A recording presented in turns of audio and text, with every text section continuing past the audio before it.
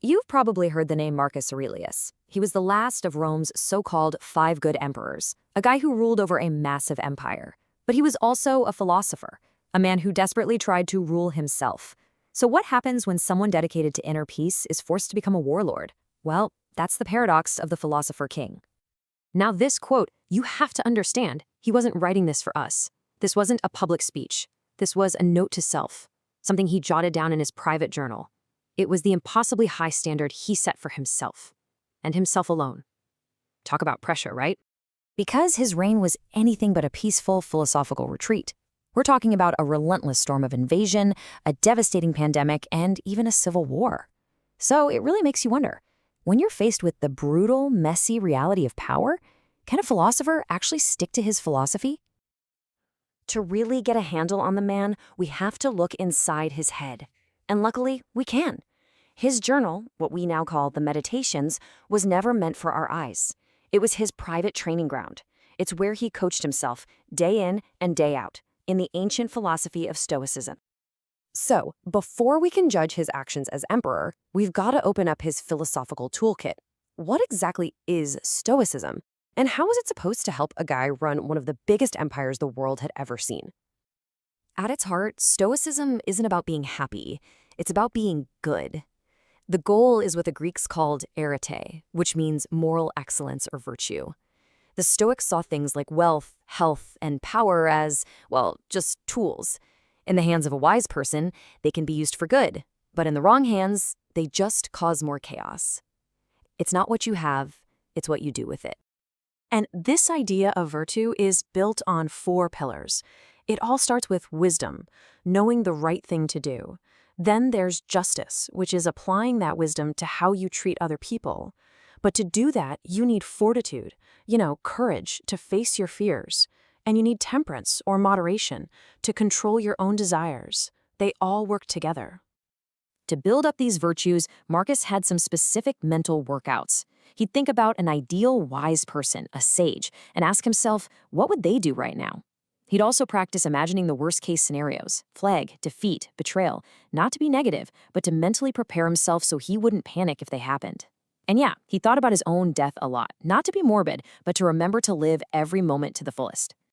The whole point of all this mental training was to build what he called an inner citadel. Think of it like a fortress inside your own mind, a place of total refuge, where no matter what chaos was raging outside, reason could be in charge, not panic or anger. That was the goal. And man, did he need that fortress.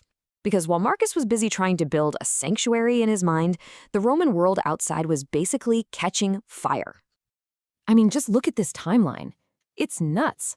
The second he becomes emperor, boom, war in the east. Then a massive plague sweeps the empire. Then invasions kick off on the northern border. And right in the middle of all that, his top general betrays him and starts a civil war. In 19 years as emperor, the guy barely knew a moment of peace. And that Antonine Plague, we're talking about a catastrophe on a scale that's hard to even wrap our heads around. The best estimates suggest it killed 5 million people.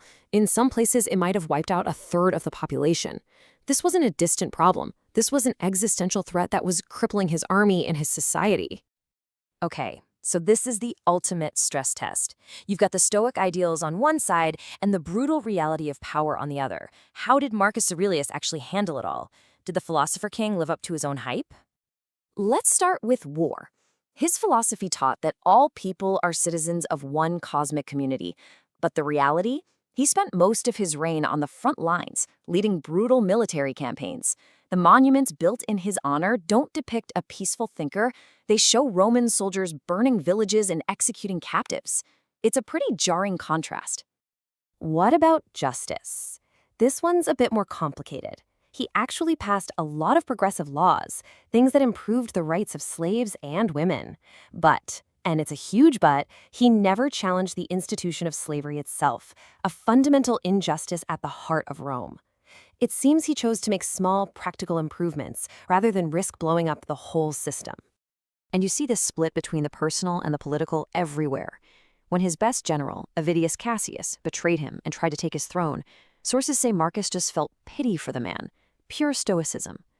But at the state level, his government persecuted Christians. This was almost certainly a political calculation, During a crisis, you need unity, and that meant enforcing traditional Roman religion. And that brings us to his most controversial decision, naming his own son, Commodus, as his successor. Even at the time, there were signs that Commodus was, let's say, not fit to rule. So why'd he do it? Well, he was probably staring at two awful choices: appoint a bad emperor you know, or risk a bloody, catastrophic civil war over who gets the throne next. He chose what he likely saw as the lesser of two evils. It turned out to be a tragic choice. The historian Cassius Dio, who lived through the chaos that followed, said that with the death of Marcus, history itself fell from a kingdom of gold to one of iron and rust. That pretty much says it all. So how are we supposed to judge this guy? It really seems like he failed to live up to his own Stoic standards in so many ways. But maybe we're looking at this all wrong.